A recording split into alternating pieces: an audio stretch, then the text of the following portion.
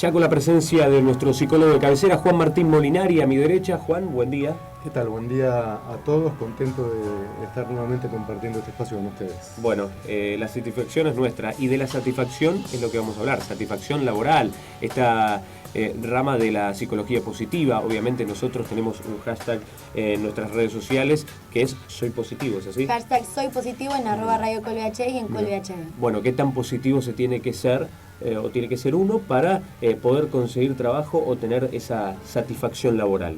Bueno, el tema que empezó estudiando esta psicología es la medida en la cual las personas obtienen satisfacción de su trabajo.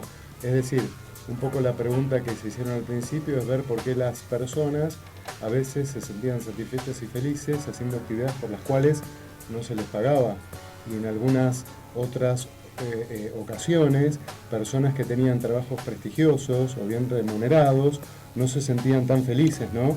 Entonces empezaron un poco a ver cuáles eran las diferencias, qué era lo que las personas ponían en acción para que situaciones de esas características fueran en un caso satisfactorias y en otro no. Más allá, por ejemplo, de factores como el prestigio del trabajo, porque desde el sentido común uno piensa que es muy satisfactorio un trabajo bien remunerado y prestigioso, como el trabajo de un gerente o como el trabajo de un profesional. Y a veces no ocurre así. A veces la gente se siente satisfecha en trabajos que no son prestigiosos socialmente y que tampoco están bien remunerados, como por ejemplo trabajos que tienen que ver con el servicio básico, enfermeras, suponte, gente que quizás o recolecta residuos, pero de alguna manera se sienten bien con eso que hacen. Entonces un poco la pregunta de estos psicólogos es indagar acerca de los factores que hacen que un trabajo sea satisfactorio, ¿no? No todo es el ingreso, no todo es una cuestión económica, a tal punto que, si tengo que poner un ejemplo, creo que nos sentimos muy identificados, o al menos yo hablo por mí, en donde el periodismo quizás no es tan reconocido como debería serlo, económicamente hablando, claro. Porque creo que es una cuestión más pasional que otra cosa. Tal cual. Bueno, yo a todos ustedes, por ejemplo, los veo muy contentos haciendo lo que hacen aquí. Ustedes ponen tiempo, muchísimo esfuerzo, no solamente el esfuerzo que ponen acá en la radio concretamente, sino que me imagino que después se llevan trabajo a casa, se la pasan pensando en este programa. Y yo me pregunto a cuántos de ustedes les pagan y sin embargo sienten satisfacción por hacerlo. Fíjate que un consultor en recursos humanos que se especializa en toda la parte de compensaciones, que se llama Nick Bulter, él dice que el 60% de lo que se obtiene de un trabajo debe ser el salario, pero del 60 al 100%, el resto de ese porcentaje debe consistir en otras cosas que acrecienten la satisfacción del empleado, como por ejemplo el balance trabajo-familia, por ejemplo algunos beneficios, reconocimientos, pensiones y otras cosas que hacen a un plus. Ahora, es interesante hacer la distinción que hacen los psicólogos de la felicidad, y vos fíjate, ¿no? Como a veces las palabras, ellos hacen una distinción entre trabajo, carrera y vocación. A ver. Y dicen que son tres cosas diferentes. Trabajo es algo que vos hacés básicamente porque te dan plata a cambio. Es una situación en la cual vos vas, a veces bien, a veces mal, a veces a regañadientes, a veces con un poquitito de placer, y que vos haces algo esperando que al final de esos 30 días aparezca una remuneración. Por lo común estás en esa situación esperando que termine, vos te querés ir a tu casa, o querés que lleguen las vacaciones. Tal cual. Porque no es un ámbito muy placentero, ¿no? Después hay carreras. Las carreras son trabajos, pero en los cuales aparece un factor que va más allá de la remuneración, que es los ascensos, el prestigio, los logros, el ascender, el progresar en una jerarquía, en una escala.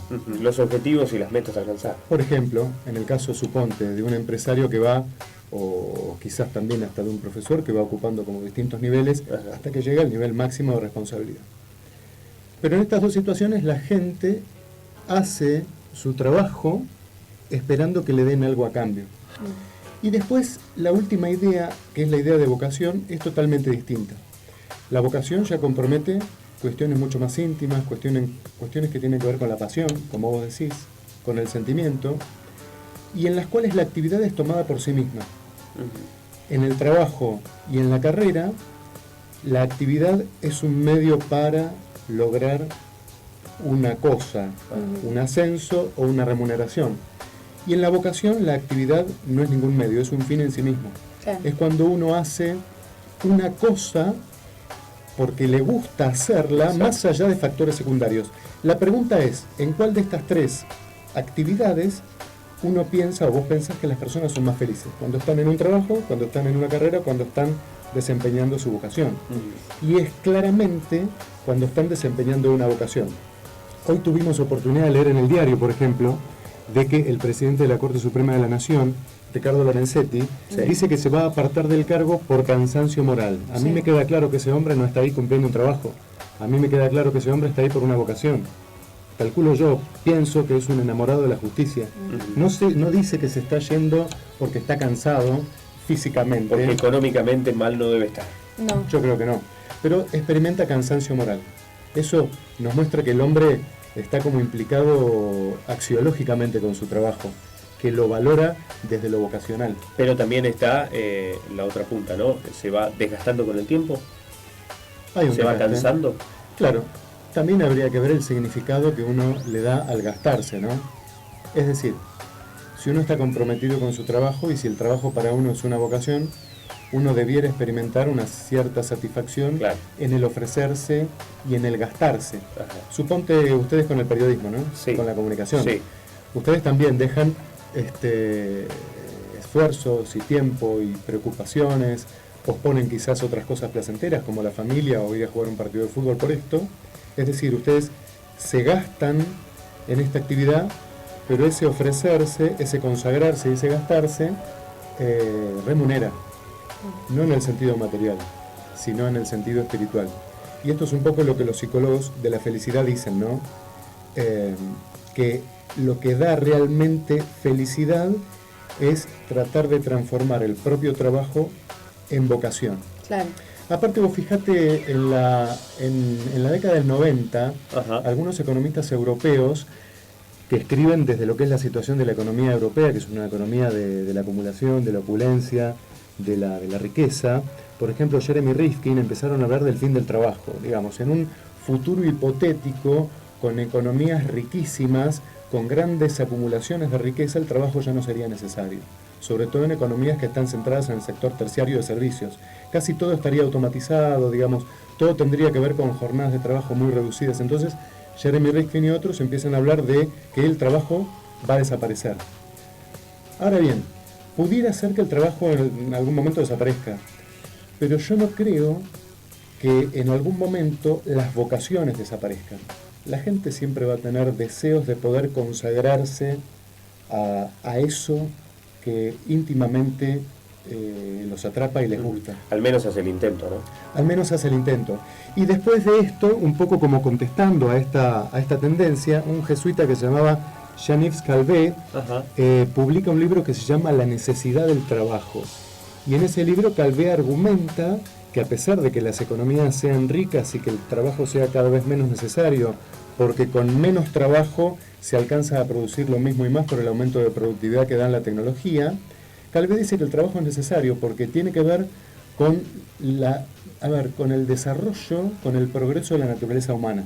Claro. Vos fijate de a poquitito cómo hemos ido evolucionando desde una postura, desde una ideología que decía que el trabajo era un castigo, ¿sí? Hay reminiscencias bíblicas en esto, sí, seguramente, a una situación en la cual hoy las personas, cuando buscan un trabajo y cuando lo eligen, se preguntan a sí mismos acerca de la satisfacción que pueden obtener más allá de la remuneración.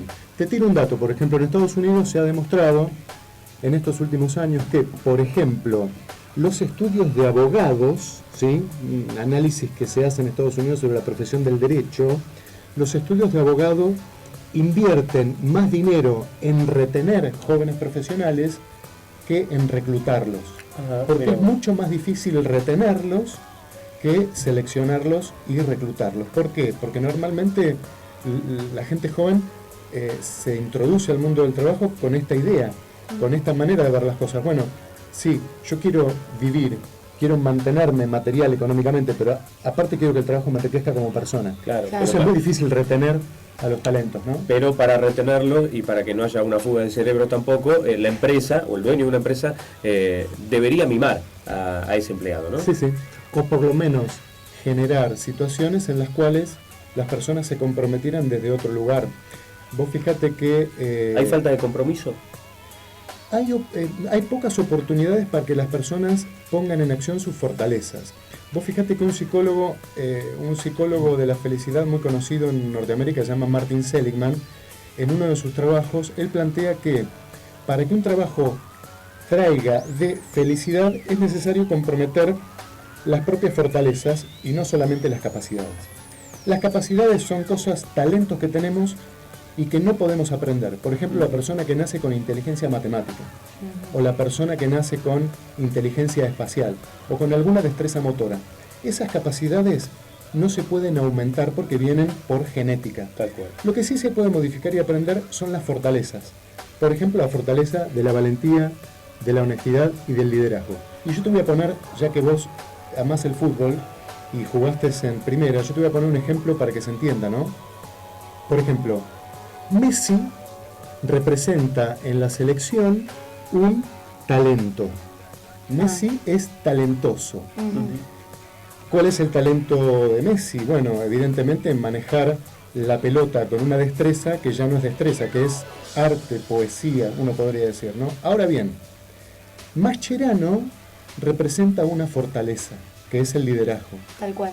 Vos fíjate, estudiar cómo se manejan estos personajes en la cancha, su conducta respecto de los compañeros, cómo manejan cada uno de ellos sus emociones, su comportamiento grupal, su influencia respecto de los otros miembros del equipo, y te vas a dar cuenta de esto, que Messi es una persona muy talentosa, pero que en realidad el líder del equipo es Mascherano. Tal cual. Por cómo motiva, por cómo mira, por cómo habla, por cómo participa, por cómo arrastra. Un ejemplo claro en el Mundial fue que Messi usaba la cinta de capitán, Sí. pero el que hablaba en los vestuarios era Mascherano. Tal cual.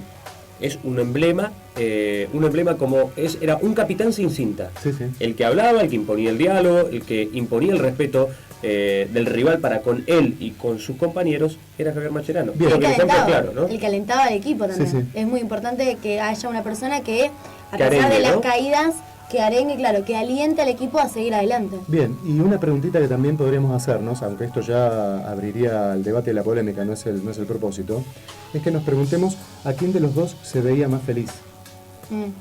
¿A quién de los dos se veía más feliz en la cancha? Y mi opinión personal era que, bueno, yo a veces lo veía a Messi con un cierto, con un control de las emociones, así como medio flojito. Cuando las cosas salen bien, vos ves a Messi con una cara, y cuando las cosas salen mal, vos ves a Messi con otra cara. En cambio, a Mascherano, yo lo veía, por cómo se movía, por la expresión facial, por un montón de variables, yo lo veía como más fluyendo con la situación, Claro. y mucho más feliz con la situación.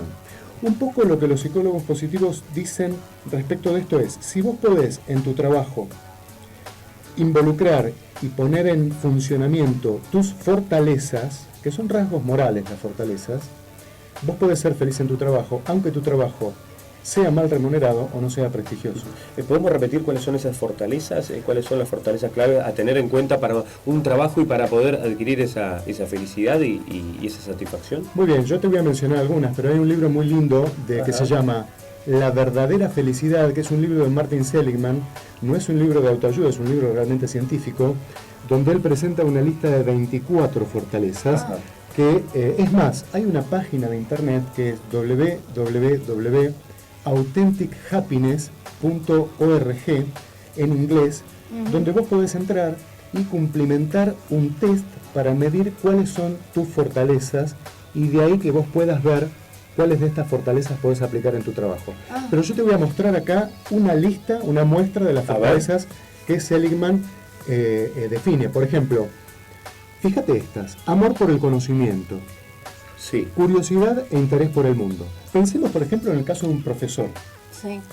Un profesor puede tener mucha capacidad, ser un tipo muy inteligente y tener muy buena memoria. Pero si no pone en acción estas fortalezas, su amor por el conocimiento y su interés por el mundo, es probable que no sea feliz en su trabajo. Y es probable que lo tome como una carga, como algo que él hace para nada más ganar dinero, y es posible que esté dando clase y pensando en cuándo termina esto para irme a mi casa. Fíjate otras fortalezas: originalidad, valentía, honestidad, generosidad.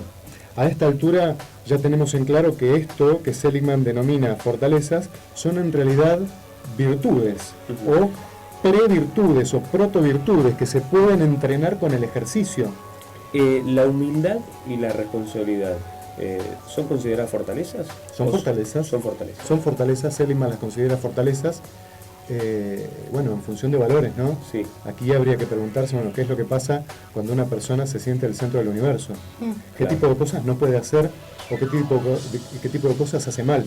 Suponte un mediador o un negociador o una persona que de alguna manera representa un rol de liderazgo en una empresa o en una estructura organizacional y que no sea una persona sencilla y humilde, ¿no? Tal ¿Cuántos cual. obstáculos se va a encontrar? Que mira a su alrededor, Qué ¿no? difícil va a ser para esa persona ponerse en los pies del otro, ¿no? Ujú. Entonces, si nosotros logramos una situación en la cual podemos, primero, identificar las fortalezas y después hacer que podamos ponerlas en acción en nuestro Práctica. trabajo, Ujú. es posible que nuestro trabajo empiece a ser una fuente de satisfacción y si nos pagan mejor. Tal cual. Pues sabes, Juan Martín, mi papá me decía que hay 3 fortalezas de las cuales no podés olvidar, que son insoslayables y que creo que en cualquier ámbito de la vida deberías aplicarlas. Y hasta el punto uno intenta, ¿no? Independientemente de los problemas que atraviesa día a día, en cualquier situación, sentimental, laboral, de familia y demás, Sí. que son la humildad, la responsabilidad y la honestidad. Yo no sé si coincidís conmigo que son 3 fortalezas ineludibles, y quiero que me digas cuáles son las fortalezas, independientemente de las 24 que has traído, las fortalezas más importantes para vos. Bueno, en primer lugar, está bueno esto que vos me decís, porque la gente, el ciudadano del común, aunque no haya estudiado psicología, tiene como una percepción muy intuitiva de que esas fortalezas son reales. Vos fijate que tu papá mencionó 3 fortalezas que menciona Seligman en su libro. Es decir, la ciencia encuentra lo mismo que el hombre del común, nada más que estudiándolo un poquitito de una manera metodológicamente más ajustada, pero en realidad todos tenemos una captación natural de esto. En realidad, a ver, ¿cuáles son las importantes? ¿Cuáles son las importantes para cada uno? Sería la pregunta correcta. Exactamente. Sí, personalmente uno tiene Personalmente. valores que trata de repetir y, Sí, sí. y de llevar a su vida cotidiana. Sí, sí, sí. La idea sería en realidad, más que yo poder decirte si verdaderamente yo soy una persona que, bueno, si yo no tuviera que, que si yo tuviera la parte económica satisfecha, yo podría decir, bueno, yo daría clase todo el día, estudiaría todo el día, ¿sí? Entonces, ¿con qué fortaleza tiene que ver esto? Bueno, evidentemente con el amor por el conocimiento, pero todos tenemos fortalezas distintas. Debemos cultivarlas, debemos amarlas, debemos satisfacernos en ellas, bueno, dar gracias a Dios porque existen, y de repente si alguna vez queremos cultivar alguna que tengamos desarrollado en grado escaso, ¿por qué no? También hacerlo. Pero el punto es que cada uno descubra las propias. Ajá. Haciendo examen de conciencia, de repente también contestando instrumentos como los que Seligman pone en línea, Ujú. y también haciéndose esta pregunta: ¿soy feliz en mi trabajo? Si no soy feliz, ¿por qué? ¿Qué tipo de trabajo me gustaría y por qué? ¿Qué tipo de situación laboral me enamora más? ¿Qué tipo de situaciones laborales me hacen sentir más vivo? ¿Sí? Ajá. ¿Y se puede ser feliz sin trabajar? Mi respuesta es que no. ¿Por qué? Porque cuando uno tiene estas fortalezas, uno necesita ejercerlas. Es como la parábola de los talentos. Suponte que vos tenés esa posibilidad. Vos sos una persona que ha nacido para liderar. Y vos no te vas a sentir feliz si vos no pones en acción eso. Consideremos el caso, por ejemplo, Gregor Mendel, ¿no? Gregor Mendel fue un monje que fue el creador de la genética, a través de esos experimentos con semillas, ¿no? Sí, las plantas. Las plantas, sí, puso las bases de la genética moderna. Bueno, todos esos descubrimientos, Mendel los hizo por hobby. Nadie le estaba pagando por hacerlos.